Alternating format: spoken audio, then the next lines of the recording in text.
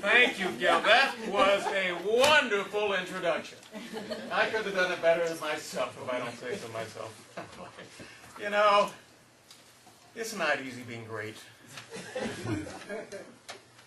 Greatness befalls some people, and some people are just born great. But you know, it's not easy being great because people treat you differently. But you know what? I don't want you to treat me differently. You know what? Just treat me the same way you would treat any other great person. But I must say, I'm not the only great person in this room. There's somebody else who's just as great as I am. Do you know who that person is? Me. Gil Wagner. And you. And you. And you, and you, and you, and you, and you. Everybody in this room is great. Right? Right. I'm great. You're great. We're great. Right?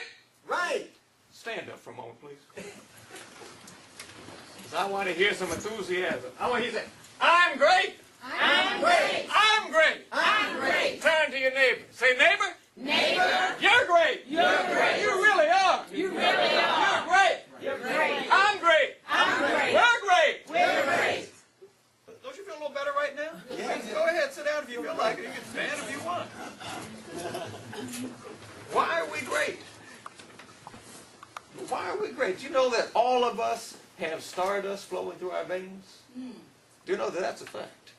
We are the same composition as the stars. Stars got nothing on us. So when people say, reach for the stars, you know, say, reach for the stars. Why? You're already a star.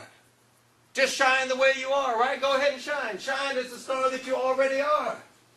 You don't have to do something else, be something else. You are that star. So go ahead and shine with what you got. Because the world needs what you've got. The world needs what I've got. Because what is each one of us? We are each unique. How many people are there in the world? How many? Over 5 billion people. But there's not one person in the entire world that is exactly like you. Even if you have an identical twin, the twin is not what? Identical. They can tell them apart. Now, is any of this new that I'm telling you? You've heard it, right? Yes. But don't we need to be reminded of these things? Yes. Isn't there a time where we're always striving and moving that we have to say, wait a minute, what am I really about? Who am I? What did we hear today? What did Miss Stone say? Who am I? She said, I'm love. And that's what we all are. We are love in our own unique form. There's nobody else like me. There's nobody else like you. And that's what we got to do, is to shine the star that we've all got. But now, where do we start? Where do we start? First thing we have to start is to be thankful for what we have. Isn't this a great time to be alive? Aren't there things that have occurred this past year, past 8 years? Weren't there a lot of terrible things? We thought, what kind of world are we living in?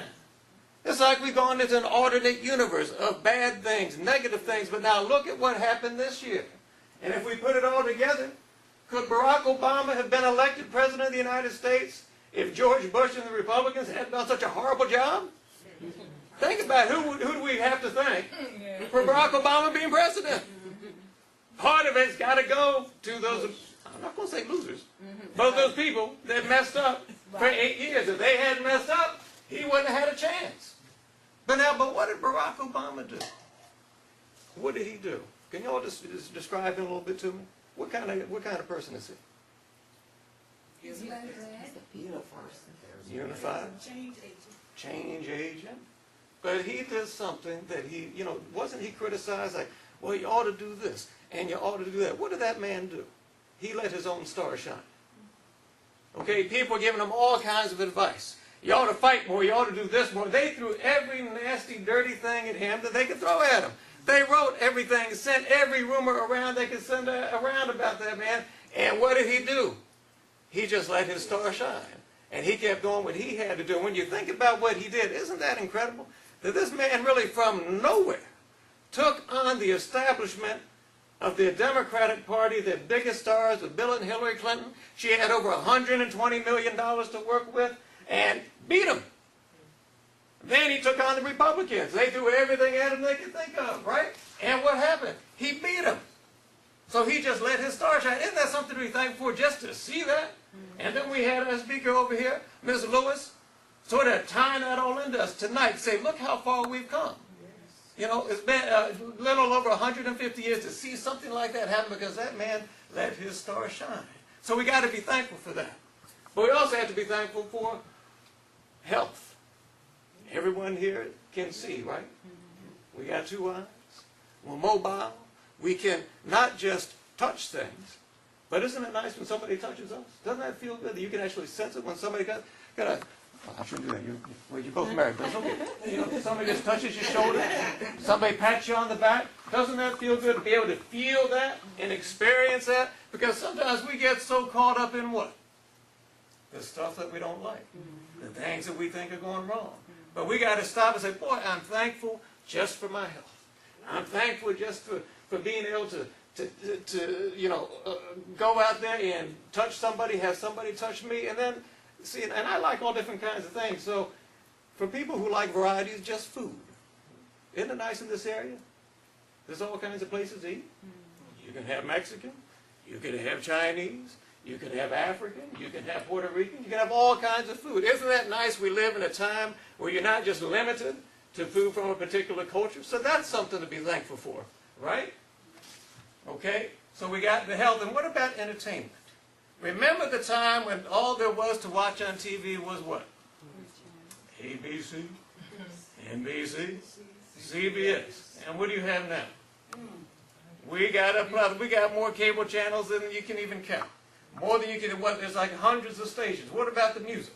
All kinds of music we can listen to on those stations. So these are things that we have to be thankful for. But now there's something else aside from being thankful. And this is something that really hinders a lot of people when it comes to being who you really are here to be. And that is acceptance. Okay? Accepting oneself. All right? Accepting yourself as you are. Because what do a lot of people, even though they mean well, when it comes to motivation, it's almost like they're saying, I'm not good enough now. And what do they call it? Self-improvement? Because self-improvement is almost like saying, I'm not as good as I can be. But what does good mean? I'm getting philosophical on you. Okay? What does good mean? Is there something about you that's lacking? Something about you, you've passed a judgment on yourself that you're really not so good? Now, I know we got 2 kinds of ways that people are motivated. Now, have you ever heard of somebody that says, well, when somebody told me I couldn't do something, that motivated me to do it? You ever hear about those kinds of folks?